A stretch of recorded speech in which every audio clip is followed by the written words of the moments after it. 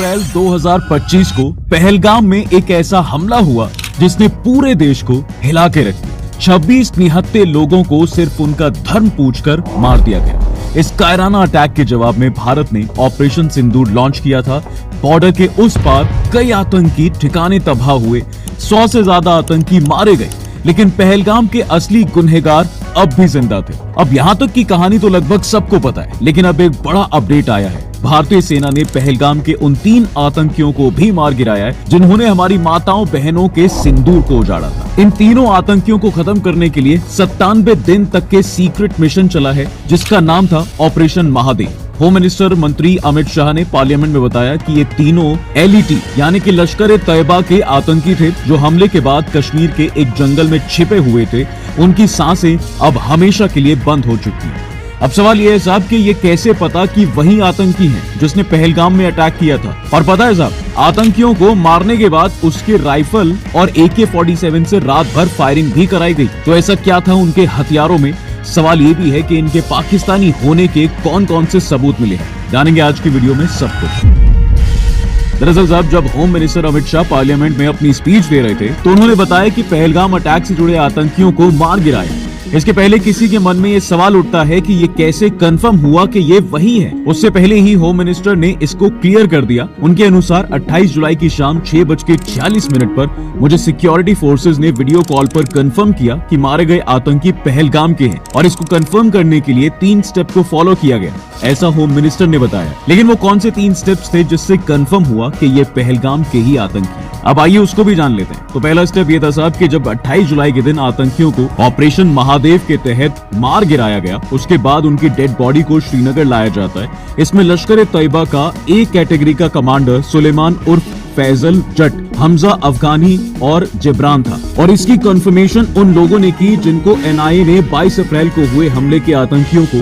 खाना पहुंचाने और रहने के लिए जगह देने की वजह से अरेस्ट किया था। और इनके नाम है परवेज जोथर और बशीर जोथर। इन लोगों को अरेस्ट करने के लिए NIA ने टूरिस्ट, स्थानीय दुकानदार, फोटोग्राफर, खच्चर चलाने वाले और पीड़ितों के परिजन समेत 1055 लोगों से करीब 3 घंटे तक पूछताछ की।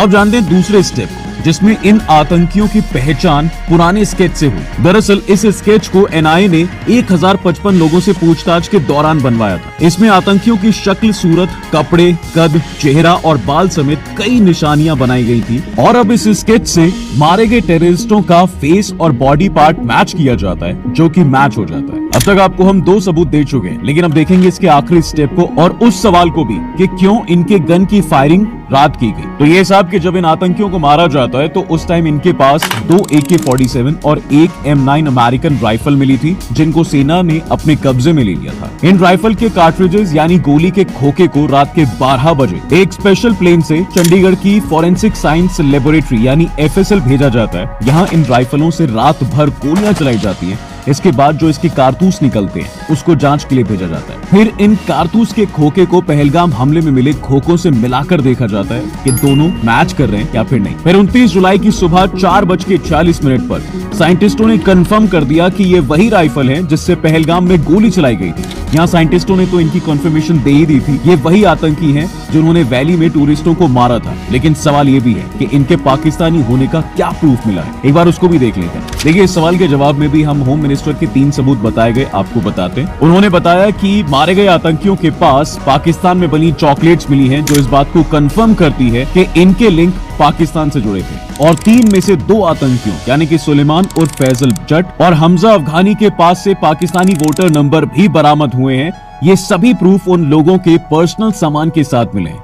ये उनके पाकिस्तानी होने के डायरेक्ट सबूत बताते हैं। इस पूरे ऑपरेशन के दौरान साहब इंडियन सीक्रेट एजेंसी और भारतीय सेना ने 22 मई से लेकर 22 जुलाई तक सिग्नल ट्रैकिंग और ह्यूमन इंटेलिजेंस के थ्रू आतंकियों की हर एक्टिविटी को क्लोजली मॉनिटर किया। इसी दौरान पता चला कि ये लोग लश्कर ए तैयबा के टेररिस्ट हैं। और दूसरी तरफ NIA की इन्वेस्टिगेशन ने भी यही फाइंडिंग्स कंफर्म की। NIA ने ही बताया कि ये सभी लश्कर ए तैयबा के विंग द रेजिस्टेंट फ्रंट से जुड़े हुए थे, जिसका हेडक्वार्टर पाकिस्तान में है। हालांकि ये ऑलरेडी पता था कि ये आतंकी पाकिस्तानी ही थे और हमला 22 अप्रैल को जो हुआ था, तो फिर सवाल ये उठता है, इन्हें मारने में इतना लंबा टाइम क्यों लगता है?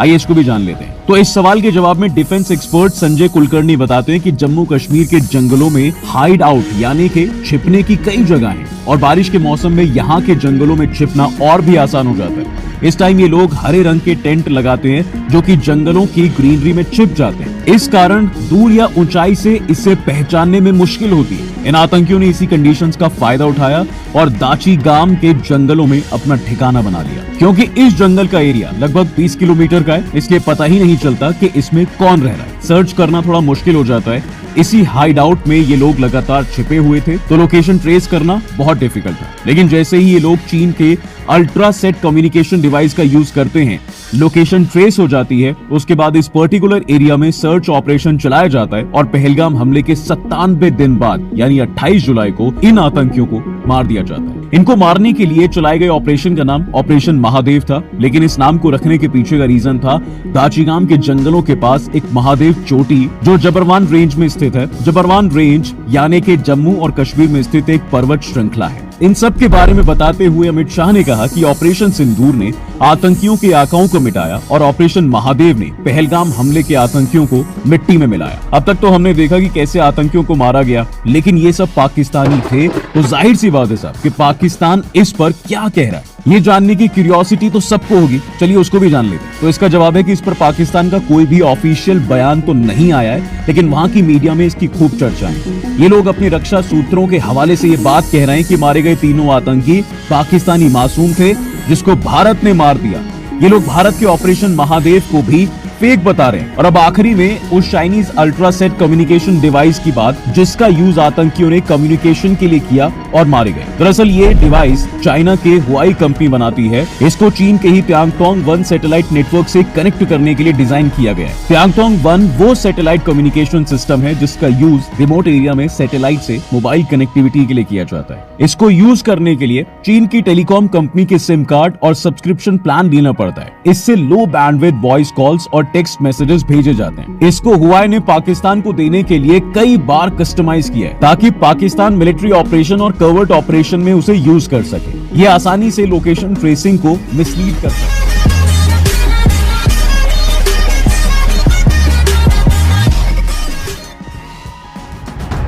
आगे की न्यूज के लिए वीडियो को लाइक कीजिए और चैनल को सब्सक्राइब कीजिए।